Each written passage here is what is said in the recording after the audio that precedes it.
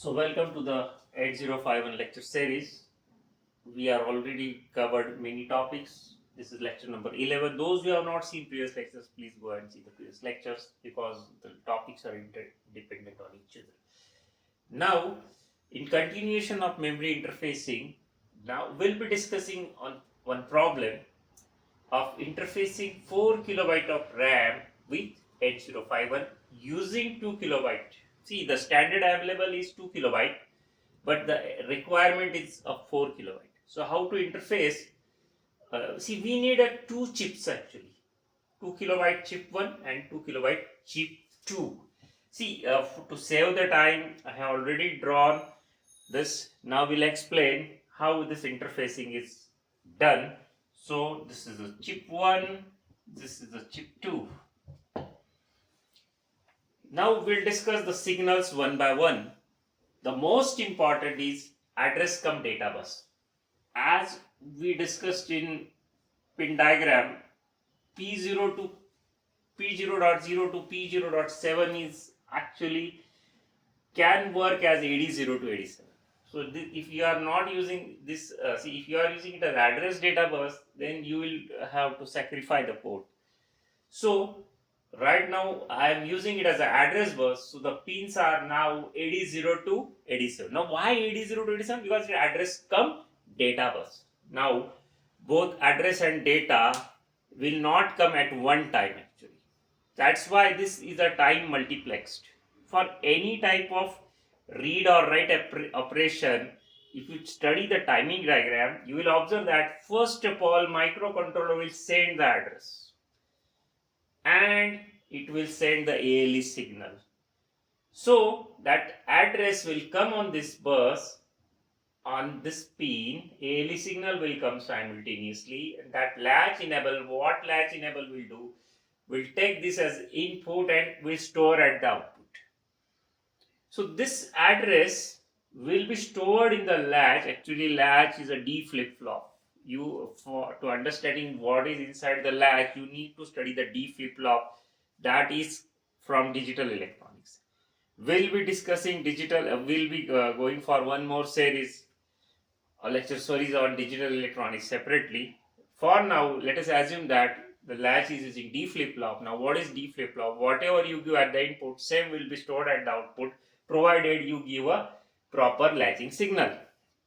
Now that should be age triggered or level triggered. All these things you will go and see the data sheet of this particular chip. You will understand. For now, assume that when address comes here, the latch signal will be given by 8051. This ALE will be active, and whatever address is there will be stored in the output pins, will be available for rest of the cycle till new address with again new ALE comes. Now for one particular cycle, this address is stored and will be available for the chips. Now this bus latter is free to carry the data. Now data is a bidirectional thing. See, address is unidirectional. Who will generate the address? Microcontroller will generate the address. Okay, memory will never generate the address. Microcontroller will send the address. But for data, if it is read operation, depending on signals, read or write, if it is read operation, data will be given by the chips on this bus and will reach to the microcontroller. If it is a write operation, data will be given by microcontroller and will flow on this bus and will reach to the memory chips. Depending on the signal, depending on whether it is memory read cycle or memory write cycle. We'll come to this topic later on. We'll see the timing diagrams as well. So for now, you assume that this is a data bus and this is the address bus. Actually, common pins are there, but it is a time multiplex. So separate data bus is given to this. See, the common data bus is actually given to this this chip and this second chip. Okay, so this is a common data bus.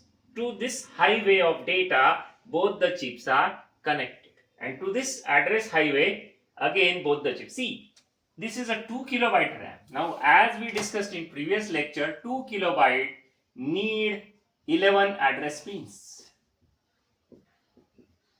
To understand this, you need to see my lecture number 8 where I 8 part 1 part 2 where in great detail I have discussed why 11 pins are needed. So 11 pins means A0 to A10 if you are starting from 0. So both these chips will need A0 to A10. Okay, A0 to A10, of course. This will also need A0 to A7, 8, 9, 10. So should be connected to the common highway. Okay, so here it is A7, A0, and A0 is just connected to A0, and this A7, there are other pins also, A1, A2, A3. I am not showing all the pins. You can assume this is a bus. It's a 10-bit bus. 8-bit bus. Okay, so A0, A1, A2 respectively as connected to RAMs A0 to A7. Again, higher order address bus A8, A9, 10 also needed. This will also need A8, A9, A10. Sorry, this should be A8, A9, A10, right? Okay, please do the correction. So, A8, A9, A10. So, microcontrollers A8, A9, 10 is connected to chip 1 as well as chip 2. So, now we are making sure that both the chips are getting these lines. Okay, so we can address the 2K locations. Now, what is remaining? Yes, read signal, write signal respectively given to both the chips. Now, the most important remaining part is the chip selection logic. Microcontroller will not work with both the chips simultaneously. It may work with first chip sometime or second chip sometime. Now, how it is decided? By this CS bar logic. Now, suppose you want, or microcontroller want, this chip should be active and this should not be active. What should happen? What should be input? This should be 0, 0, 0. This should be 1. Yes, we have to enable this also. 0. This is already connected to ground. So, no worry of this. This is always active. So, this should be like this. In that case, for this, you need to go and see that lecture number 10 where I have discussed this decoder in detail. So, if it is the input, then this should be low, this should be high. So, CS bar is active low, so Y0 is low, so this chip will be selected. Now, when this chip will be selected, we need to make changes here. This should be 1, this should be 0, this should be 0. In that case, this will be 1, this will be 0. So, this is not selected, this is selected. Okay, so chip selection logic is decided by the decoder. So, we can now go and write down the all possible inputs like mapping of both the chips. So, you will get the detailed idea how it goes. Suppose A0, A1, A2, A3, 4, 5, 6, 7, 8, 9, 10, 11, 12, 13, 14 and 15. All the address pins. Okay. Start making some space. Okay, no problem.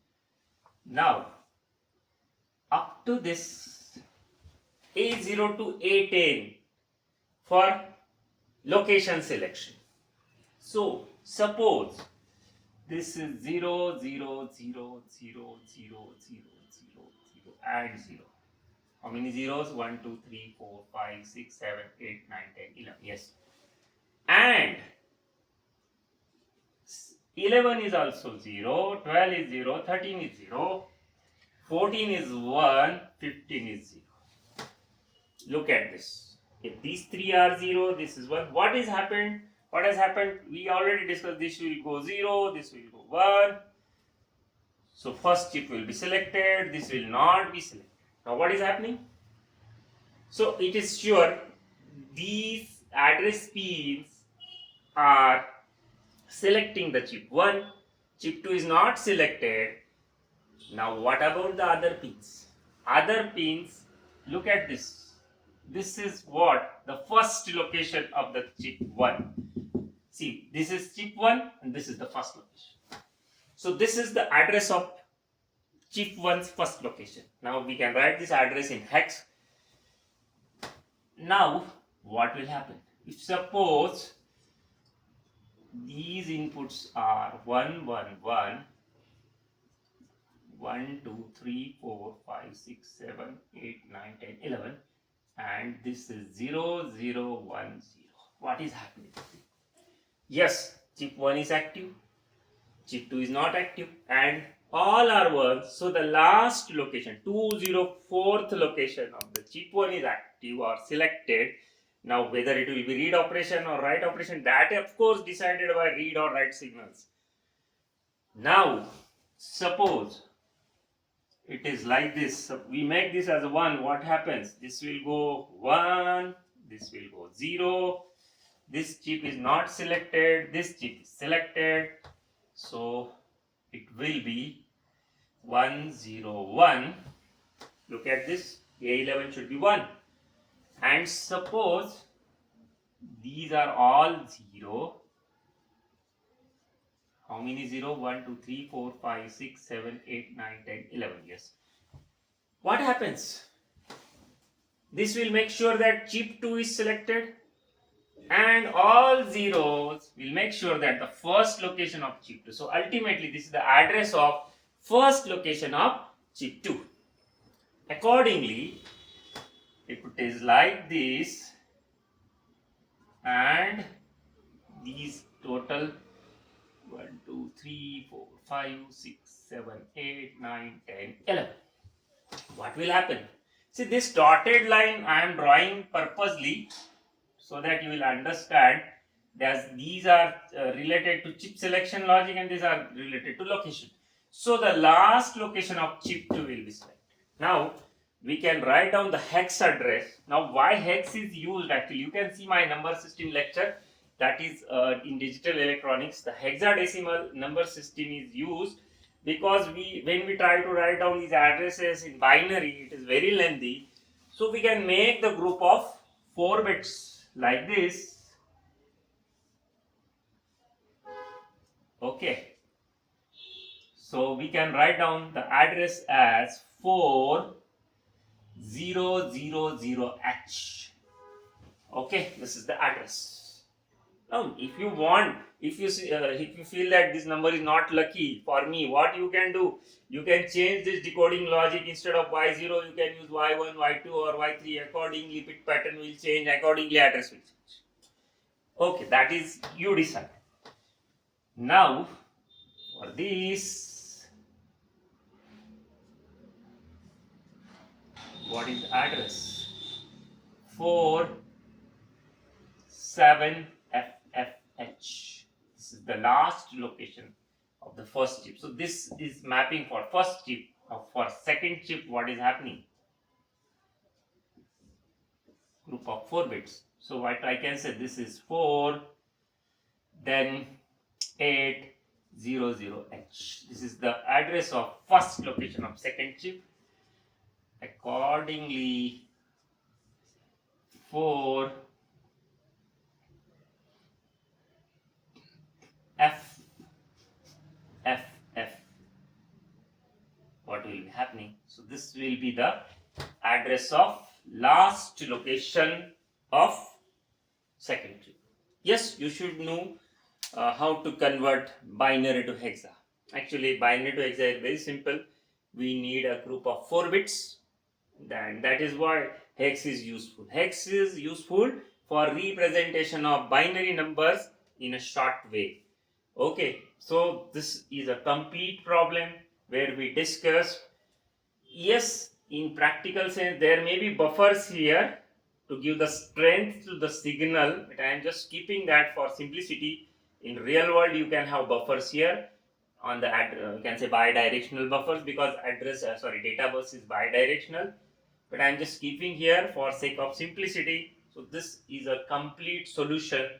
Where now suppose the problem comes like 8 kilobyte and you want 4K, what will change? For 4K you will need, instead of A0 to A11, Okay, 12 bit 12 address schemes. Accordingly you will modify this logic, and you can extend it. So thanks for watching. We'll discuss some more problems in next lecture.